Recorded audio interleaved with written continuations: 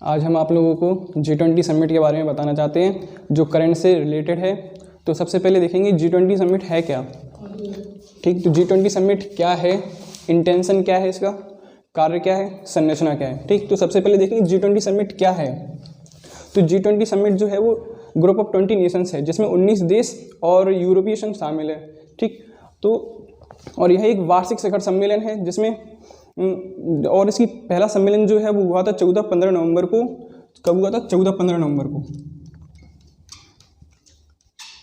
2008 में हुआ था और वाशिंगटन DC अमेरिका में हुआ था। ठीक, और यह एक वैश्विक मंच है। और अगर इसकी बात करें G20 की तो ये जो है वो दुनिया की 85%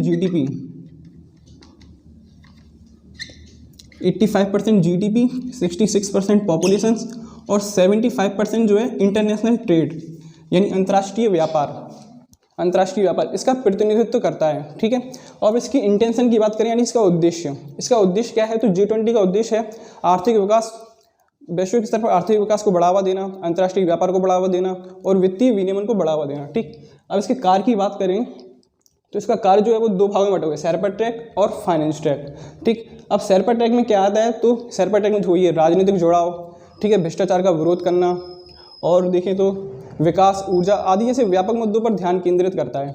और इसके फाइनेंस ट्रैक की बात करें तो फाइनेंस ट्रैक में जो होता है वो जैसे फाइनेंस ट्रैक में देखें तो G20 के जो वित्त मंत्री होते हैं वो और केंद्रीय बैंक के गवर्नर होते हैं और उनके प्रतिनिधि, ये तीनों साथ में मिलकर बैठक करते हैं और वित्तीय विनियमन पर बात करते हैं। मतलब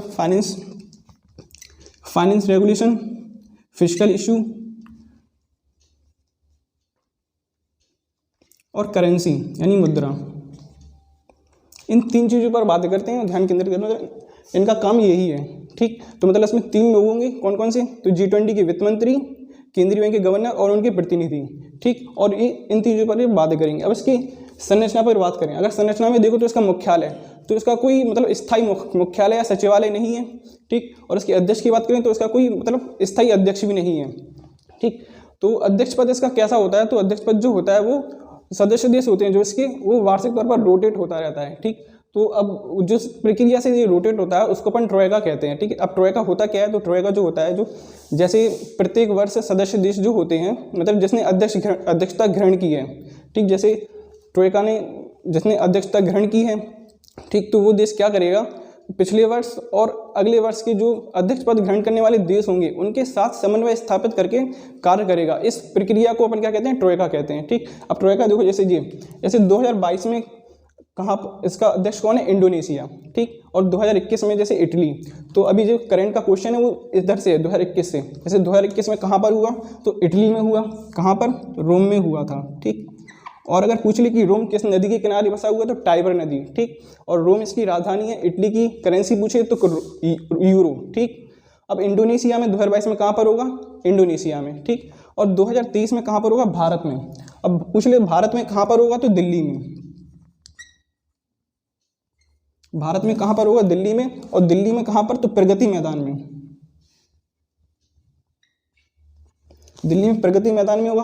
और अगर पूछ ले कि ये कौन सा संस्करण है तो ये 18वां संस्करण है। ठीक, और ये कौन सा हो जाएगा? 17वां और ये 16वां संस्करण। ठीक, और अब इसके 19 देश कौन कौन से हैं? तो देखो कनाडा, USA, मैक्सिको, ठीक, ब्राज़ील, अर्जेंटीना। फिर अगर देखें अपन अफ्रीका में कौन सा आएगा? दक्षिण अफ्रीका। ठीक, यूरोप में France, Italy, Germany, UK। Asia में पूछ तो भारत, रूस, चीन, तुर्की, सऊदी अरब, इंडोनेशिया, जापान, कोरिया गणराज्य। ठीक, और इधर पे ऑस्ट्रेलिया और यूरोपीय संघ। अब जो यूरोपीय संघ है ये 28 राष्ट्रों से मिलकर बना हुआ है। ठीक, तो ये इसका ये है